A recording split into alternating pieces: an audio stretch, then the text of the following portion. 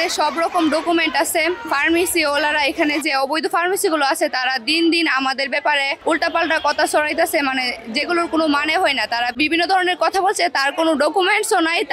আমরা ডিসি স্যারের সাথে দেখা করার পর ইউনু মহোদয় গেছিল আমাদের এখানে, তারা বারবার আমাদের আশ্বস্ত করছে, বারবার মানে আমাদের কোনো রকম সান্ত্বনা দিয়ে গেছে, কিন্তু তারা কোনো রকম কার্যকর সিদ্ধান্ত নিতে পারেননি। কলেজের সামনে যে ফার্মেসিগুলো আছে এই ব্যবসা প্রতিষ্ঠানগুলো আসলে অবৈধ। 1964 সালে আমাদের কলেজটা প্রতিষ্ঠিত হয়েছে, আর 1984 সালে এটা সরকারি করা হয়েছে। আর এরা যে চুক্তিগুলো দেখাচ্ছে এরা সরকারি হওয়ার আগে করেছিল, এখন এদের সাথে সরকারের কোনো সম্পর্ক নেই। এদের 40 বছর এখানে অবৈধভাবে আছে। আর আমরা এখানে জেলা প্রশাসকের কাছে আসছি, জেলা প্রশাসক নানা রকম তালবাহানা করছে যা আমাদের জন্য কাম্য না। আমরা এতদিন ধরে অনেক কষ্ট করে এখানে আন্দোলন করছি। আজকে আমাদের অন্যান্য স্কুল কলেজের ভাইয়ারা আমাদের সাথে যোগদান করছে। আমাদের কিছু প্রতিনিধিরা কিন্তু প্রশাসক মহোদয়ের সাথে কথা বলেছেন, কিন্তু আমরা যে যৌক্তিক দাবিটা, আমাদের সন্তুষ্টজনক দাবি উনি পূর্ণ করতে ব্যর্থ হয়েছেন এবং আমাদেরকে এখনো কোনো আশ্বস্ত দেয় নেই। আমাদের এই দাবি পূর্ণাঙ্গভাবে না হওয়ার আগ পর্যন্ত আমরা এখানে অবস্থান কর্মসূচি পালন করব।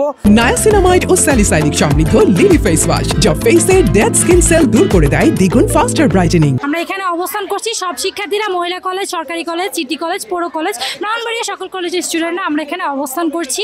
সরকার প্রশাসন যদি আমাদের দাবিগুলো আজকে না মানে তাহলে আমরা এখানে অবস্থান করবো। যতক্ষণ না মানছে না ততক্ষণ আমরা এখানে অবস্থান করছি। ব্রাহ্মণবাড়িয়া সরকারি মহিলা কলেজের যে দাবিটা, এটা হচ্ছে ব্রাহ্মণবাড়িয়া সরকারি মহিলা কলেজের সামনে একটা নান্দনিক গেটের অভাব। এটা আমরা দীর্ঘদিন যাবত দেখে আসছি। এখানে যে একটা সরকারি মহিলা কলেজ আছে জেলা পর্যায়ে, এটাই অনেকে জানে না। এই গেট দিয়ে যাওয়ার সময় শিক্ষাঙ্গনের যে একটা স্বাভাবিক পরিবেশ থাকে, ওই স্বাভাবিক পরিবেশটা না থাকার কারণে এখানে বিভিন্ন বহিরাগত বিভিন্ন ইপটিজিং এর মতো ঘটনা ঘটে।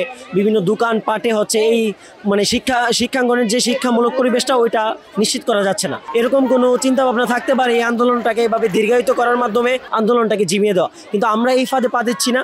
আমরা আমাদের এই মহিলা সরকারি কলেজের সামনে যে অবৈধ স্থাপনাগুলো আছে ওইগুলো উত্থাপনের আগ পর্যন্ত আমরা লড়াই চালিয়ে যাব।